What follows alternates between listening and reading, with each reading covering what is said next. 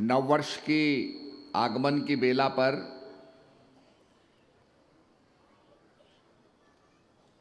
सभी लोगों को नववर्ष मंगलमय हो। और जैसे कि आदमी का विकास होता है, मैच्योरिटी आती है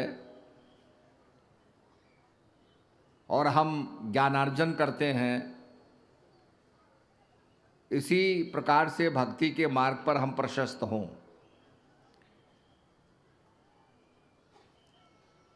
जिस समय विवेकानंद जी चिकागो में गए थे और चिकागो के वर्ल्ड रिलीजियस कॉन्फ्रेंस के अंदर उन्होंने अपना उद्बोधन दिया था, उस समय जितने भी वक्ता मंच से जनता को संबोधित करते थे वो कहते थे, लेडीज एंड जेंटलमैन, भद्र पुरुषों और भद्र नारियों। परंतु जब विवेकानंद जी गए, हिंदू धर्म का एक साधु वहां पर खड़ा हुआ और बोला,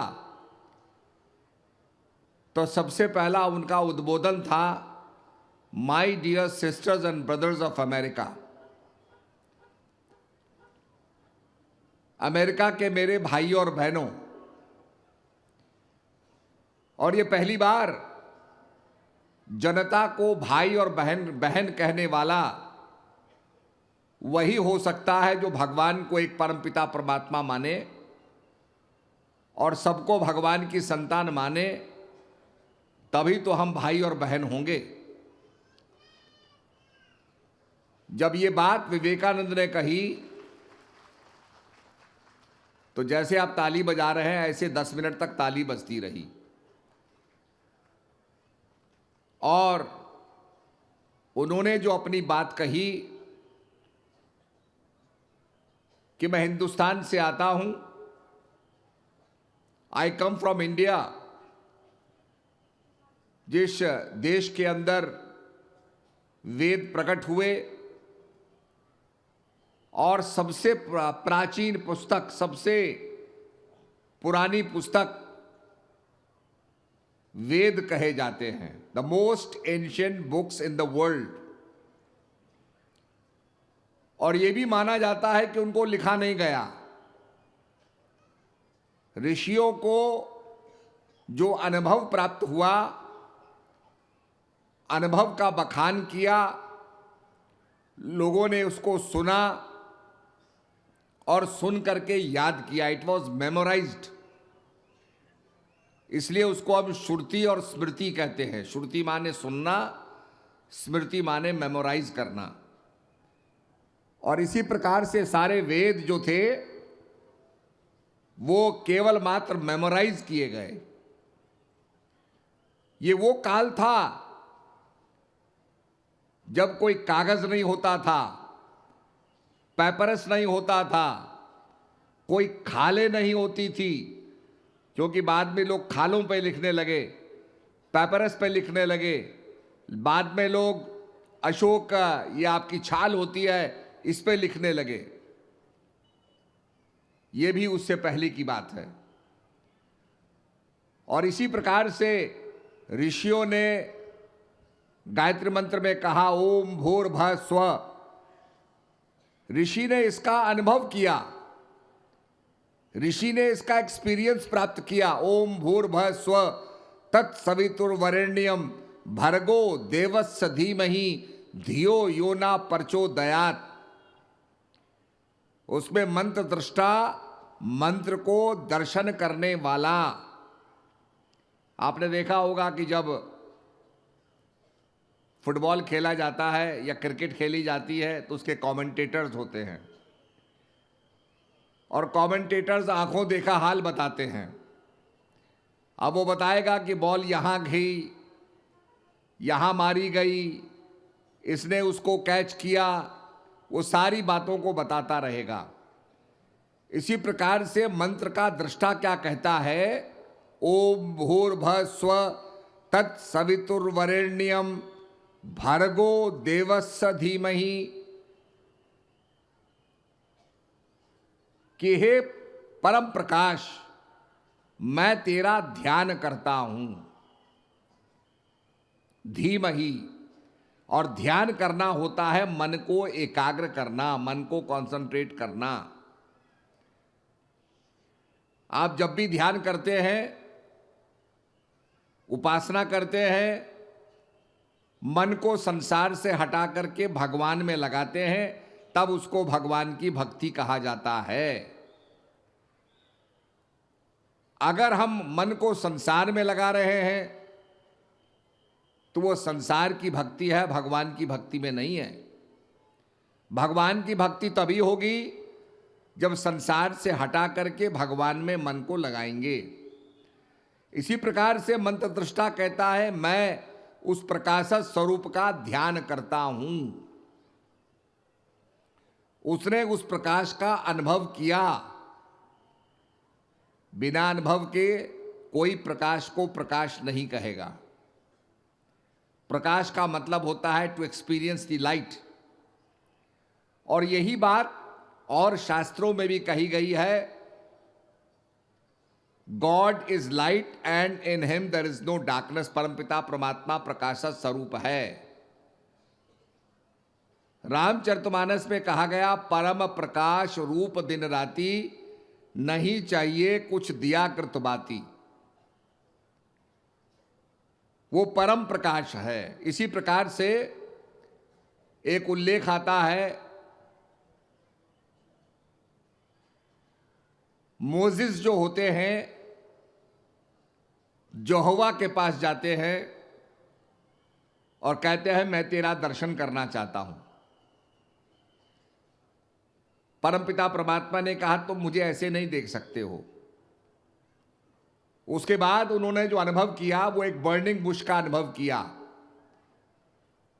झाड़ी के पीछे से प्रकाश का अनुभव किया, उसको कहते हैं बर्निंग बुश। और बर्निंग बुश के रूप में, प्रकाश के रूप में परमपिता परमात्मा का अनुभव किया। अर्थात परमपिता परमात्मा प्रकाश स्वरूप है। उसको और चीज क्यों नहीं कही गई? क्योंकि प्रकाश के रूप में ही उसका अनुभव किया गया। जब हम ध्यान करते हैं, सदगुरु के बताए हुए मार्ग पर चलते हैं और उस मार्ग पर चल करके जब हम साधना करेंगे तो हम भी अपने जीवन के अंदर प्रकाश देखेंगे। तभी कहा आंखों की कर खोटली पुतली पलंग बिछाए, आंखों के चिक डार के पिया को देख रिजाए। कि अपने अंदर आदमी स्वयं का अनुभव करता है और प्रकाश का अनुभव करता है और उस अनुभव का वो बखान करता है। इसीलिए हमारे संतों ने कहा मन मथुरा दिल द्वारिका काया काशी जान, 10वां द्वारा देहरा तामे ज्योति पहचान। मन क्या है? मथुरा है। दिल क्या है? द्वारिका है। काया क्या है? काशी है। मन मथुरा दिल द्वारिका काया काशी जान, 10वां द्वारा देरा। ये जो हमारे 5 कर्मेंद्री 5 ज्ञानेंद्री हैं, इसके अंदर जो परम प्रकाश है उसको पहचानो, अपने आप को जानो। ये हमारे संतों ने कहा मैन नो दाई सेल्फ। हमने संसार को जान लिया। आप देखिए कितनी रिसर्च हो रही है, कितनी बीमारियों के बारे में जानकारी प्राप्त है, लेटेस्ट रिसर्चें होती जा रही हैं, पर आदमी को सुख प्राप्त नहीं हुआ। आदमी शांत नहीं है। कितनी टेक्नोलॉजी बढ़ गई। आप देखिए आज वो टेक्नोलॉजी लड़ाई के रूप में इस्तेमाल हो रही है। रशिया और यूक्रेन की लड़ाई को आप देख लो, किस प्रकार से टेक्नोलॉजी का इस्तेमाल किया जा रहा है और आदमी को मारने में किस प्रकार से टेक्नोलॉजी का उपयोग हो रहा है। और उससे कई समस्याएं पैदा हो गई हैं। तेल की किल्लत बढ़ गई, यूरोप के अंदर गैस का संकट पैदा हो गया, क्योंकि सारी गैस रशिया से आती थी, साइबेरिया से आती थी। आज संकट पैदा हो गया, इतनी ठंडी पड़ रही है, कैसे लोग सरवाइव करेंगे? तेल की कीमतें बढ़ गई, हर चीज की कीमतें बढ़ गई। तो कहने का मतलब यह है, इतना सब कुछ होने के बावजूद भी आज आदमी अशांत है, दुखी है। उसका कारण है कि वो अपने आप को नहीं जानता। इसीलिए हमारे संतों ने कहा है कि मानव तू अपने आप को जान। और कहा गया, कोटि नाम संसार में ताते मुक्ति न होए, आदि नाम जो गुप्त जप बूझे बिरला कोई। सैकड़ों नाम हैं, हजारों नाम हैं। आपके यहां तो जगत गुरु शंकर देव जी ने नाम का प्रचार किया, नाम घर बनाए, नाम घोष किया। नाम का मतलब क्या है? प्रभु का नाम।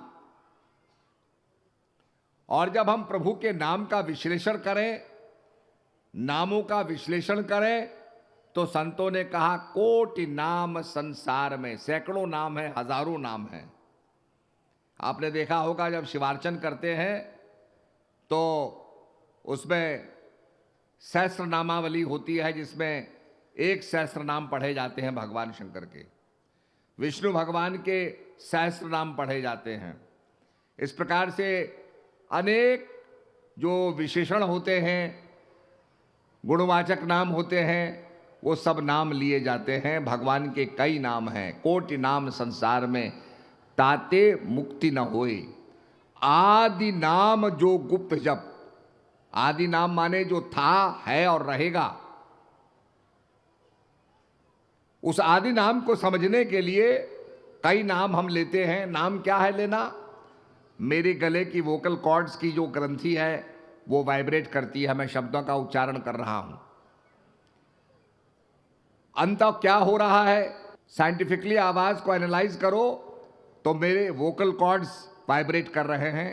वो वाइब्रेशन माइक्रोफोन के अंदर जा रही है, माइक्रोफोन के जरिए ये स्पीकर्स तक जा रही है और आप मेरे शब्दों को सुन रहे हैं। तो जितने भी शब्द मैं बोल रहा हूं, अल्टीमेटली ये शब्द अपने आप में एक वाइब्रेशन है। और वही वाइब्रेशन हवा में होते हुए, मॉलिक्यूल्स को वाइब्रेट करते हुए आपके कानों की झिल्ली तक पहुंचते हैं और आप मेरे शब्दों को सुनते हैं।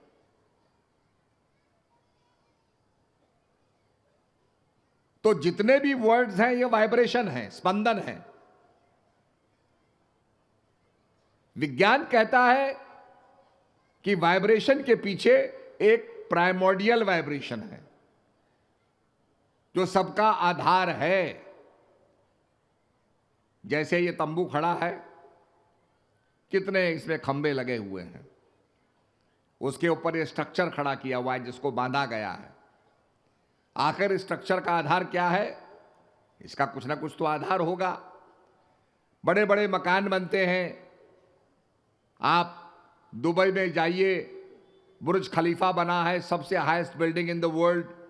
आखिर उसका भी आधार है, इट हैज अ फाउंडेशन। तो जमीन उसका आधार है। इस तंबू का भी, इस पंडाल का भी आधार धरती है।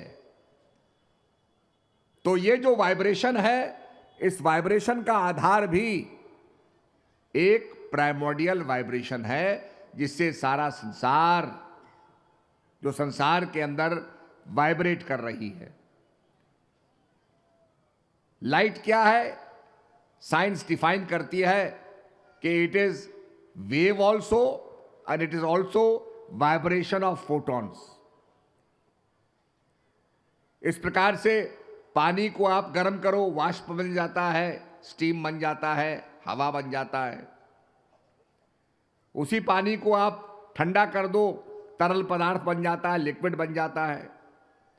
उसी पानी को जमा दो तो बर्फ बन जाता है, सॉलिड बन जाता है। वही सॉलिड है, गर्म करोगे लिक्विड बन जाएगा, और गर्म करोगे स्टीम बन जाएगा।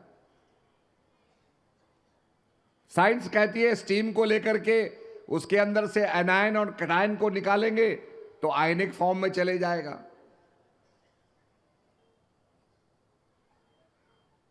पर जो प्राइमर्डियल वाइब्रेशन है वो सबके अंदर विद्यमान है, और इसीलिए कहा उसको राम कहा गया, क्योंकि सबके हृदय के अंदर रमण करता। राम रमयन्ते योगिन, जो सबके हृदय के अंदर रमण करता है। बताया गया कि पहला राम क्या है, प्रथमो शाली राम है, जिसको मैंने समझाया। उसको शालिग्राम पत्थर कहते हैं, जिसमें एक एमोनाइट होता है, क्योंकि जब जीवन प्रारंभ हुआ तो वो फॉसिलाइज्ड हो गया, और उसको शालिग्राम कहते हैं। उसकी पूजा करते हैं कि भाई ये कॉन्शियसनेस का, चेतना का, भगवान विष्णु का चरण है, अर्थात चेतना का चरण है, उसका स्पेसिमेन बन गया। प्रथमो शाली राम है, दूजो पारस राम, और दूसरे हुए परशुराम जी महाराज। आपके यहां तो आसाम में परशुराम कुंड भी है। तीजे राजा राम हैं, और तीसरे दशरथ नंदन राजा राम हैं, और चौथे आत्म राम। आत्म राम क्या है, रमय निरंतर आत्मा, सब घट आठो याम, वाही ते संतन धरो, राम ताही को नाम। उसको राम इसलिए कहा गया कि सबके हृदय के अंदर वो रमण करता। राम रामेति रमे रामे मनोरमे, सहस्रनाम तातुल्यम, राम नाम वरानने। भौतिक पदार्थ के सबसे छोटे कण को आप लीजिए, जिसको आप एटम कहते हैं। उसके अंदर आप पाएंगे एक उसमें न्यूक्लियस है, न्यूक्लियस के चारों ओर इलेक्ट्रॉन परिक्रमा कर रहे हैं, न्यूक्लियस के अंदर न्यूट्रॉन है और प्रोटॉन है। आप सौर मंडल को देखेंगे तो सौर मंडल में बीच में सूर्य है, सूर्य के चारों तरफ सारे ग्रह परिक्रमा कर रहे हैं। हमारे संत कहते हैं, ऋषि कहते हैं, जो पिंड में है वही ब्रह्मांड में है। आपने पिंड को देखा, पिंड में न्यूक्लियस है, न्यूक्लियस के चारों तरफ इलेक्ट्रॉन्स घूमते हैं, और ब्रह्मांड में क्या है, वहां पर सूर्य है केंद्र बना हुआ, और सूर्य के चारों तरफ ग्रह घूम रहे हैं जो इलेक्ट्रॉन की तरफ रिवॉल्व कर रहे हैं।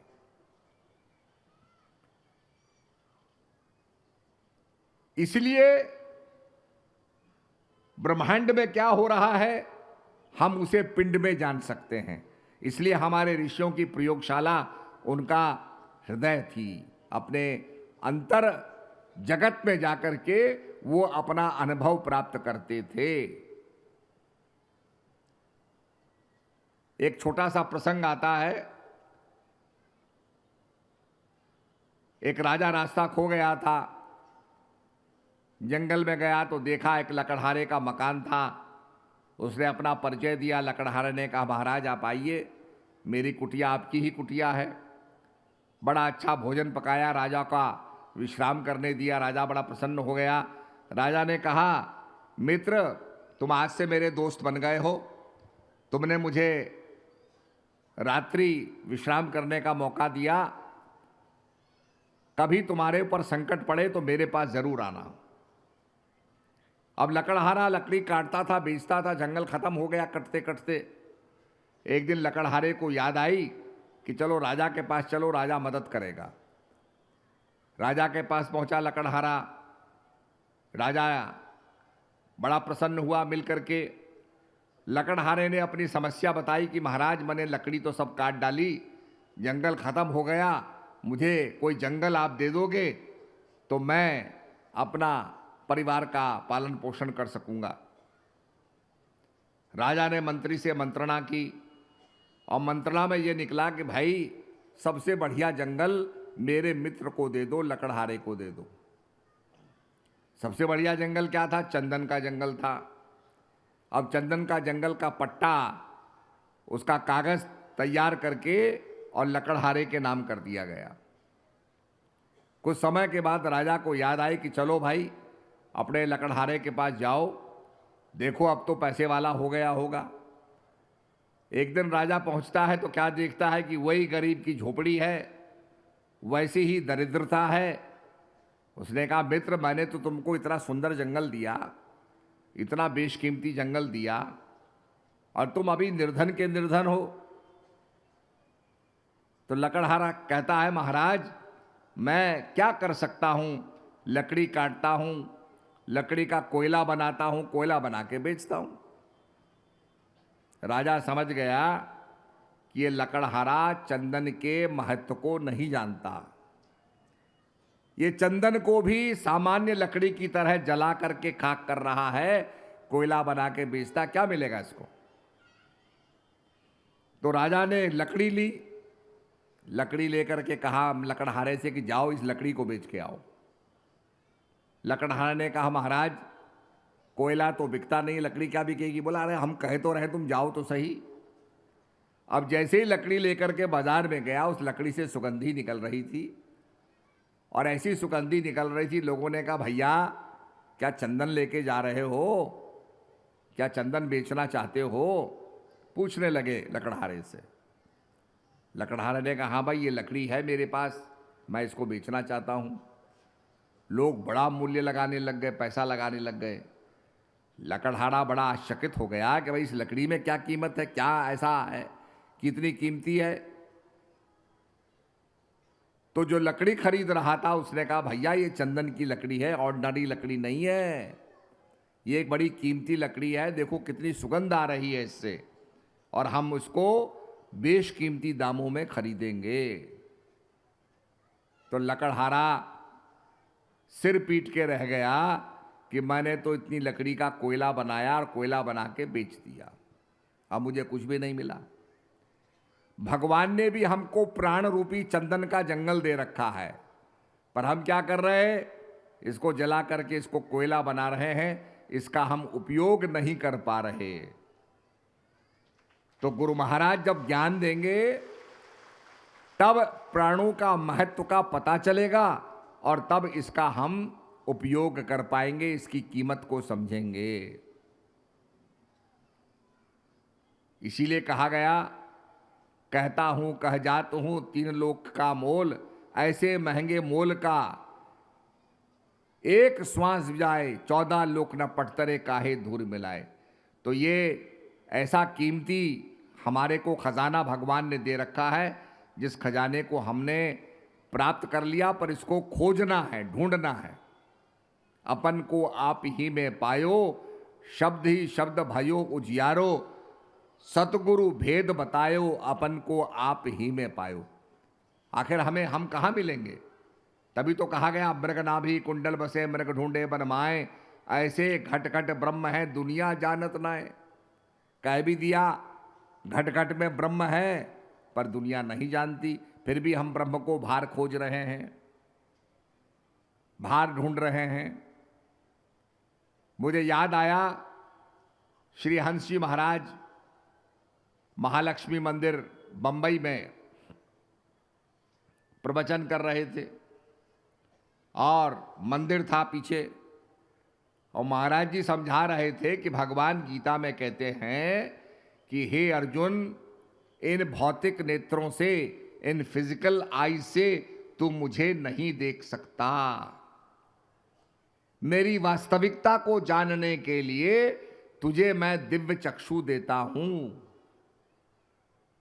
जैसे आप जानते हैं, कोई आदमी जाए और डॉक्टर आदमी को देखे, आप कहो सो डॉक्टर साहब हमारा खून देख लो, तो डॉक्टर कहेगा, भाई मैं ऐसे नहीं देख सकता आपका खून, आपका खून टेस्ट करने को मुझे स्लाइड बनाना पड़ेगा, माइक्रोस्कोप के नीचे देखना पड़ेगा। अगर आपके चेस्ट को देखना है तो मुझे एक्सरे लेना पड़ेगा, तब जाके मैं देख सकता हूं आपके फेफड़ों में क्या है। तो उसके लिए एक इंस्ट्रूमेंट की जरूरत है। इसी प्रकार से भगवान कहते हैं, मेरे को जानने के लिए दिव्य चक्षु रूपी इंस्ट्रूमेंट की जरूरत है, उसके बिना तुम जान नहीं सकते। वो दिव्य शक्ति क्या है, दिव्य चक्षु क्या है, जिसको कहते हैं शंकर जी का तीसरा नेत्र। आपने देखा होगा, लोग बिंदी लगाते हैं, भ्रिकुटी के मध्य में, दोनों बाहों के बीच में, नासिका के अग्रभाग में, और गीता भी यही कहती है, नासिका के अग्रभाग में, दोनों बाहों के बीच में। आदमी को ध्यान लगाना चाहिए। और वहीं पर हम बिंदी लगाते हैं, नासिका के प्रारंभ में, अग्रभाग में और दोनों बाहों के बीच में। कोई नाक के ऊपर तो बिंदी नहीं लगाता, आखिर जहां नाक की शुरुआत होती है दोनों बाहों के बीच में वहीं बिंदी लगाते हैं। और बिंदी क्यों लगाते हैं? क्योंकि वो तीसरे नेत्र का स्थान है जहां से शंकर जी ने तीसरा नेत्र खोल करके कामदेव को भस्म कर दिया था।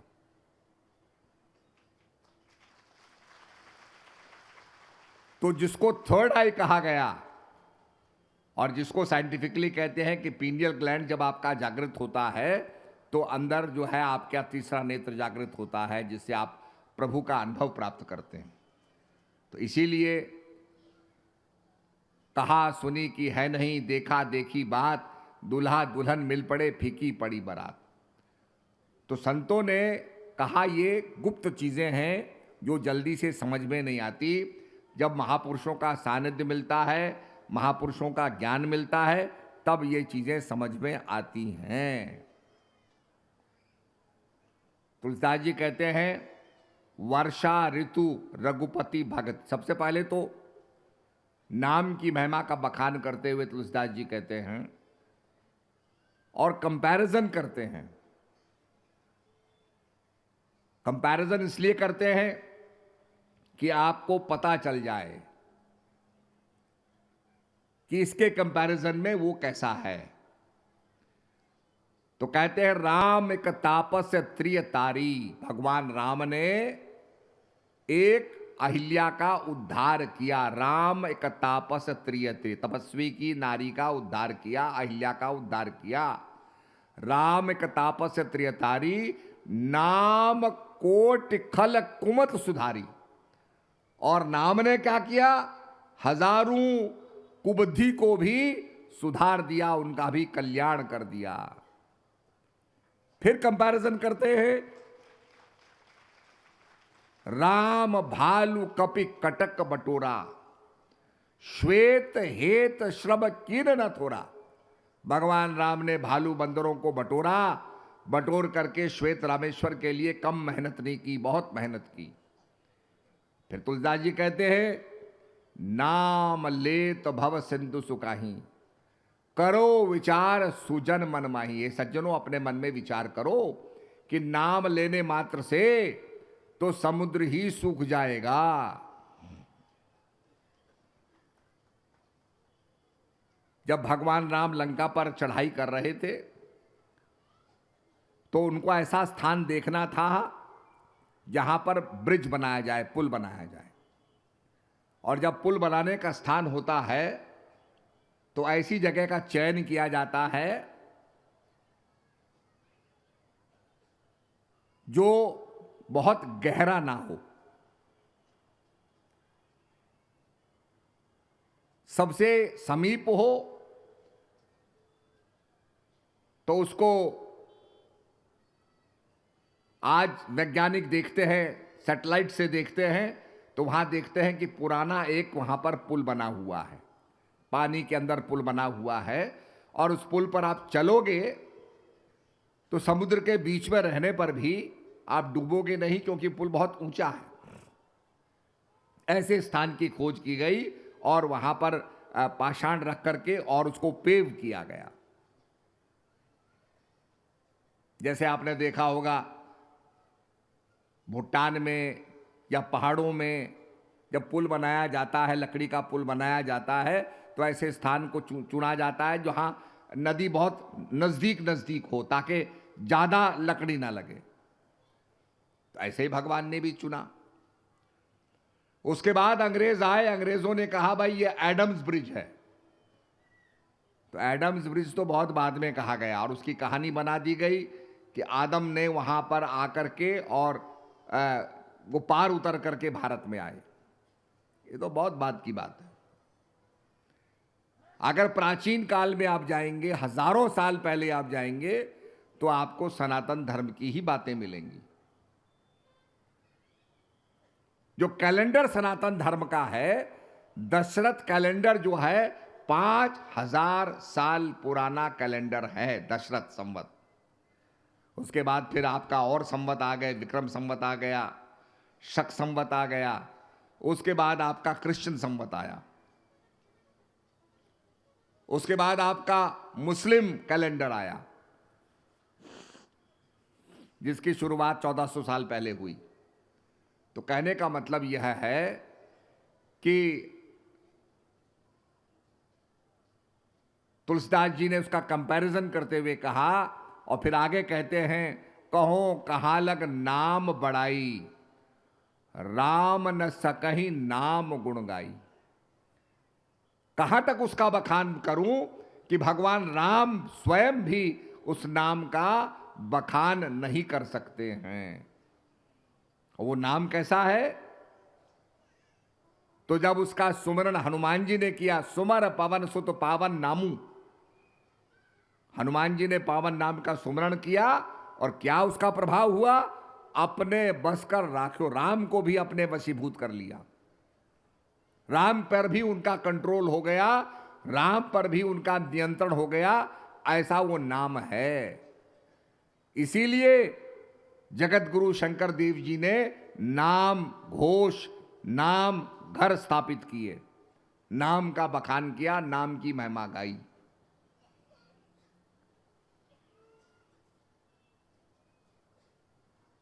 इसीलिए कहा गया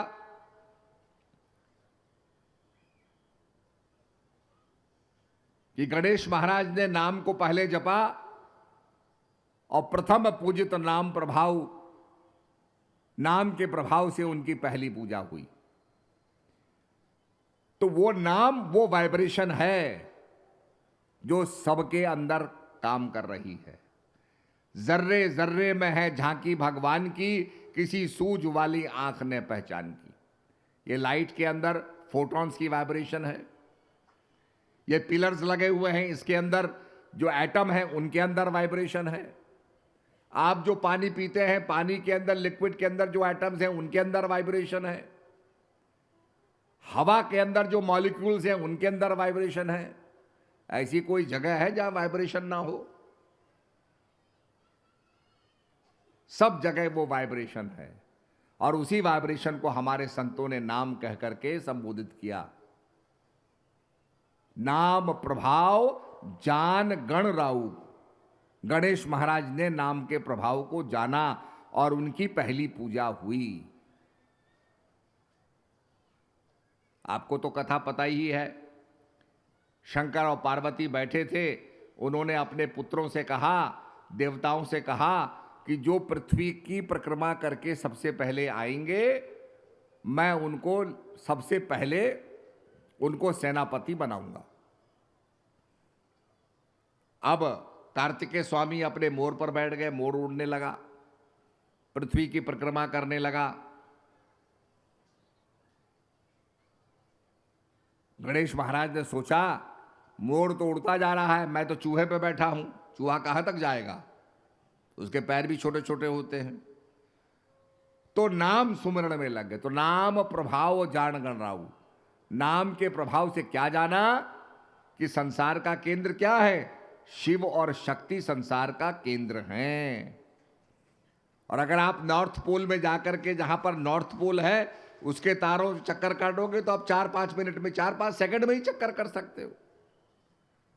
तो उन्होंने पृथ्वी का केंद्र मान करके जब शंकर पार्वती की परिक्रमा की, तो पृथ्वी की परिक्रमा हो गई। वो आके बैठ गए। शंकर महादेव और पार्वती ने उनको सेनापति बना दिया। थोड़ी देर बाद जब कार्तिकेय स्वामी आए, उन्होंने कहा, क्या हो गया? मैं तो पृथ्वी का परिक्रमा करके आया हूं। वो भौतिक परिक्रमा करते रहे। गणेश महाराज ने आध्यात्मिक ज्ञान की शक्ति से, नाम के प्रभाव से, और उस केंद्र को समझ लिया, केंद्र क्या है। तो ये जीवन में इस केंद्र का पता चलता है गुरु महाराज से। आप जानते हैं, हम गाड़ी में बैठ के जा रहे हैं, गाड़ी में बैठ के जा रहे हैं, रास्ते का पता नहीं है तो क्या करते हैं? गाड़ी को स्लो करते हैं, रोकते हैं, और किसी से पूछते हैं, भैया रास्ता बता दो, तो हमें रास्ता बता देता है।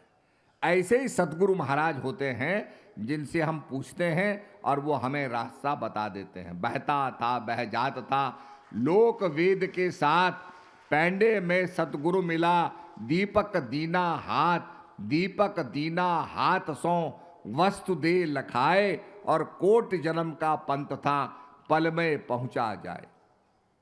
कितना लंबा रास्ता था, पर गुरु महाराज की कृपा से उन्होंने पल में पहुंचा दिया, शॉर्टकट दे दिया।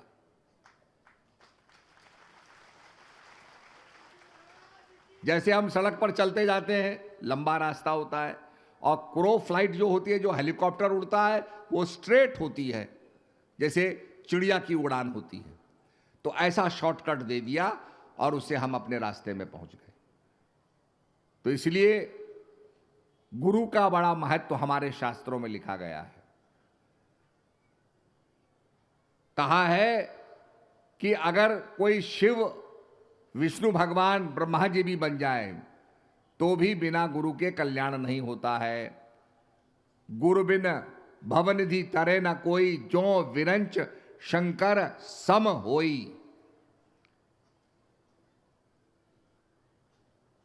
गु नाम होता है अंधकार, रू माने प्रकाश, जो अंधकार से प्रकाश में ले जाए।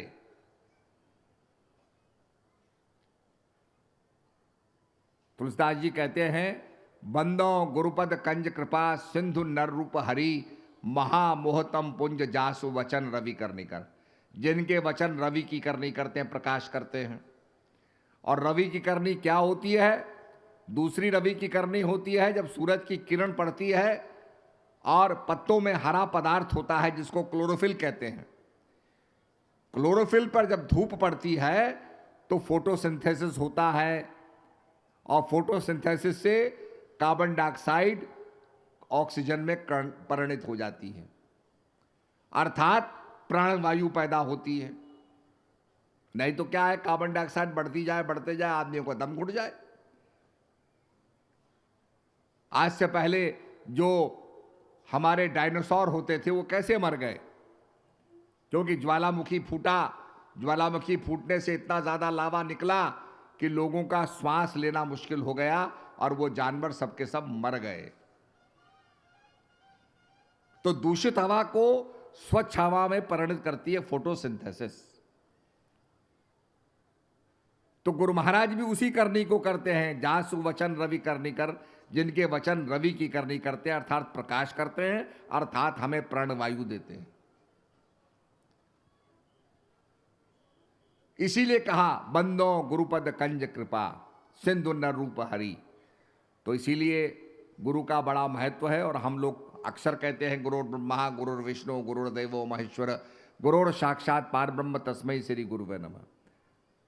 गुरु ब्रह्मा है, वो ज्ञान में जन्म देता है, विष्णु करके पालन करता है, और शिव के रूप में संहार करता है। जो हमारे अंदर शंकाएं होती हैं, शंकाओं का समाधान होता है। तो इसको त्रिमूर्ति मान करके गुरु की पूजा करने को कहा गया।